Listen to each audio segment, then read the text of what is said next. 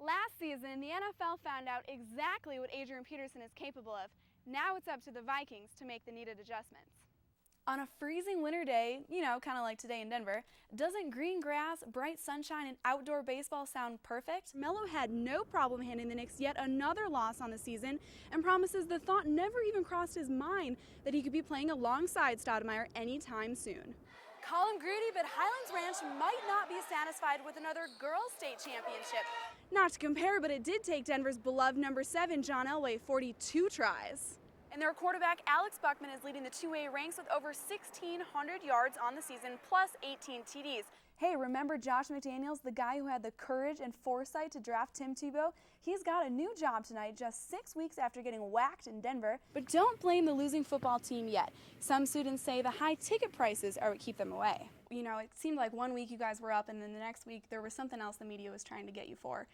Can you describe that experience for me? Just walk me through what that was like for you. Were there some days you wanted to be done? And it sounds like Tiger Woods is in the tabloids a lot. Can you tell us about what that's? Oh man, he just keeps digging himself further in the hole. I tell you, even though Tiger Woods continues to avoid facing the public, he did announce today on his personal website that he plans to take an indefinite break from golf. The world's #1 golfer gave no indication as to when he plans to return to the sport. Woods said Friday this leave is for him to concentrate on saving his marriage and prepare the damages caused to his family after a Thanksgiving Day car crash and weeks of allegations involving extramarital affairs. The Denver Broncos are back on track after 2 straight wins, but they're still heavy underdogs as they prepare to take on the perfect 12-0 Colts Sunday in Indy. The Broncos defense will have their work cut out for them as they try to stop Peyton Manning from leading his team to a spot in the record books with 22 consecutive wins in the regular season.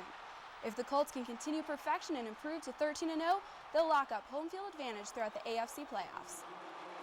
Obviously, all we can control is trying to beat Denver.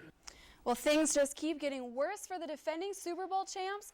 Big Ben was sacked 8 times in an embarrassing loss to the Cleveland Browns Thursday. The Browns get just their 2nd win of the season as they beat the Steelers 13-6. Well, unlike the Steelers, the Heritage Eagles have a lot to celebrate after winning the 4A Colorado State Championships last Saturday. Today, Heritage High School held a rally to commemorate the Eagles' memorable win. The championship plaque was unveiled in the school gym that marks the 42-28 defeat over Longmont. A lot of things going on in sports. I hope those Nuggets win the game tonight. Yep, they play the Phoenix Suns, so see what they can show. Yeah. 6 Colorado State titles in 10 seasons. Ultimately, in the end, the state championship is what we want. The Ranch Girls basketball program has been dominant over the past decade, but hasn't been able to win it all since '08. The past 2 years, we've kind of been knocked off unexpectedly early, and especially as my senior year, I've seen all the other previous state winners, and I think it's really our time to get this one. A championship seems to be a reasonable goal, considering the 5A Falcons are ranked #1 and are 11-3 on the season.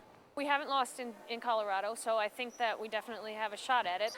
Call him greedy, but Highlands Ranch might not be satisfied with another girls' state championship. They're hoping for one on the boys' side, too. It's kind of that thing where we want to get something on the wall instead of seeing how Highlands Ranch is a girls' basketball school. We want it to be known for boys' basketball as well. That something on the wall refers to a state title banner and should be up there at season's end, given they're also ranked #1 with a 15-1 record and beating opponents by more than 28 points per game. It's finally our turn. We've never had a guys run like this, but hopefully we can step up to the plate and get it done this year. They deserve their chance in the spotlight because they've never been there, and we're there every single year. Although the 2 teams are happy to share the fans' attention, the girls admit a small rivalry does exist. I definitely say there's got to be a little bit, trying to get fans to come to our games and not to theirs, because, everyone loves to watch boys basketball, so we're trying to keep the hype. Regis Jesuit did pull off dual state titles in '09, but the girls and their counterparts know how rare that actually is. It's tough to win one, let alone have your guys and girls win in the same year. I think all the stars have to align or something. I really hope so. That would ultimately be the coolest thing ever, just to have both the boys and the girls. A cool dream kept alive by 2 hot teams. Leslie Fox, 9 News.